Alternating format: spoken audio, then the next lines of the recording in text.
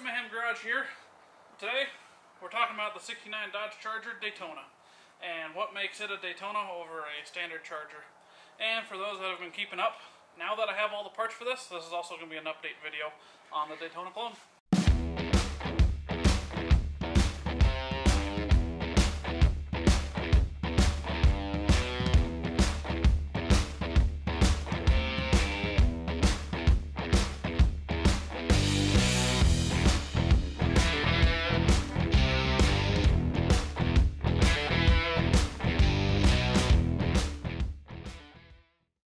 To better understand the Daytona, we kind of need to go back a little bit and talk about the history of the 69 Charger in general.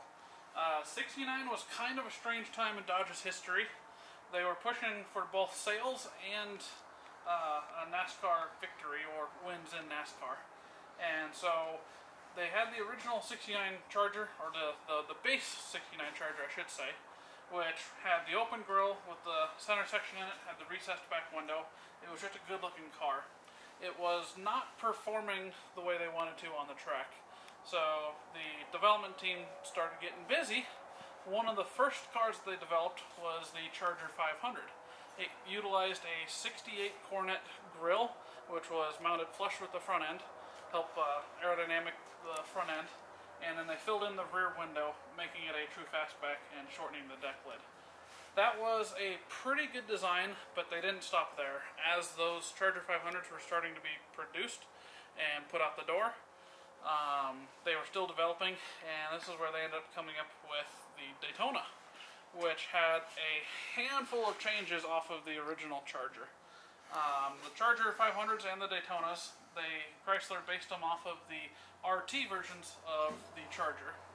And so they had upgraded suspensions. They were standard equipped with a 440. The only other option you could get was the Hemi. You could get them either automatic or 4-speed, and gave you different options out back for gears and brakes and stuff like that. But body-wise is where you saw the most drastic changes with the Daytona. The three most obvious ones are the same back window as the Charger 500 had. You had this big nose cone up front and that ridiculously tall wing sitting out back. So Chrysler wanting to put a nose cone on the front end of these cars, they didn't have a hood or fenders that matched up well with the nose cone. The original 69 Charger fenders curved around, and so did the hood, and it didn't quite mate up well with the nose cone. So they ended up tooling a new hood and new set of fenders for the Daytona, which the hood and fenders, that design actually rolled into 1970. And they made that up with the chrome wraparound grille. But since they now have the tooling for that, they mated the nose cone up to it. There's a whole mess of stuff that goes with this nose cone. You've got your Z-bar or your Z-brackets inside, which basically mount to your core support utilizing the original bumper mounts. And you have a latch tray assembly up top here. You have headlight buckets in here. They actually utilized the vacuum pods from the original 68 and 69 Charger grille. So these headlights were pop open and they were vacuum operated. Airflow on these were pretty limited.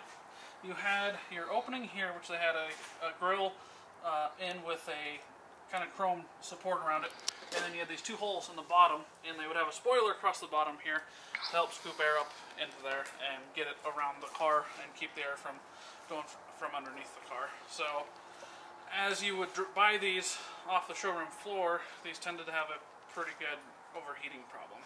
And interestingly enough, on the Daytona with this nose cone, they ended up running into a few issues.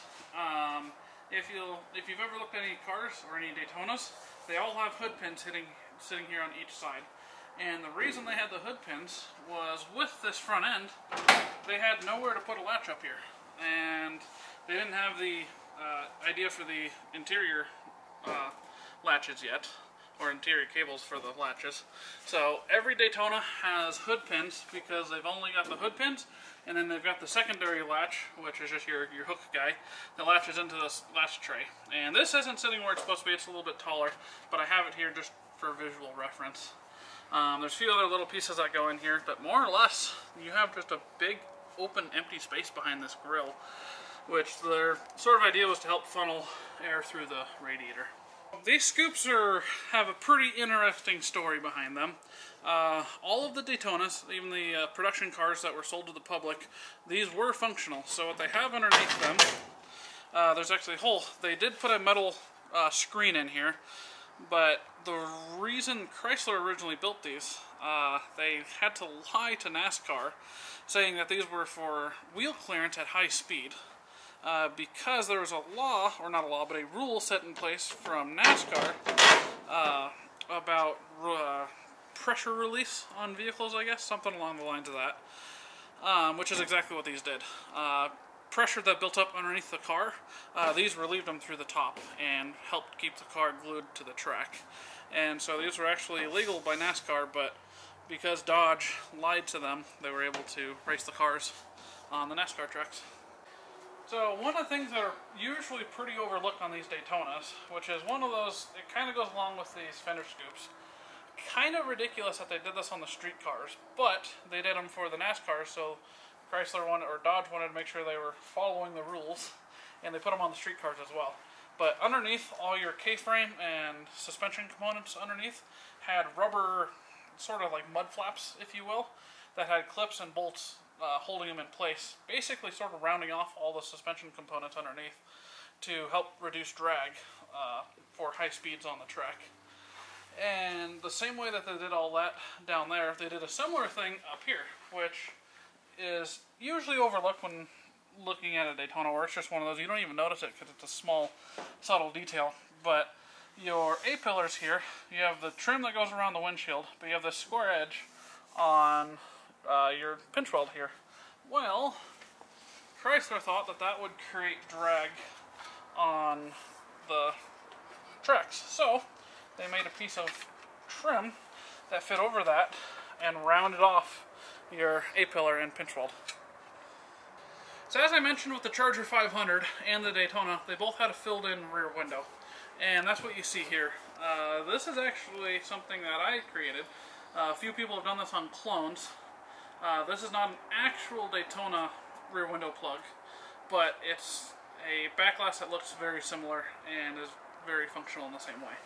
But the recessed back window that's normally there is no longer there, and you have this back window with the shortened deck lid. And they ended up using the same trunk hinge locations.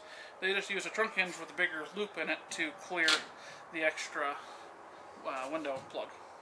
So, along with the front end being one of the craziest looking things, the probably other equally crazy looking thing is this wing. Ridiculously tall, ridiculously, wide, and just utterly goofy looking, but 100% functional was the idea. So their vertical uprights on these kept the cars stable at high speed, and the wing itself is designed the same as an airplane wing, except flipped over. We're flat on the top and rounded on the bottom, so instead of creating lift like an airplane wing, it now creates downforce. And Chrysler, or Dodge, found that these were creating so much downforce that they were actually crushing the quarter panels. So inside the quarter panels there's a plate that bolts up to the bottom side of this, and then there's a triangulated support that actually links this in with the floor of the trunk on the bottom to help stabilize this both downwards and side to side. And so they're pretty incredibly, overly built, but same thing, that's what they needed to go 200 miles on the NASCAR circuits. Yeah, this is just,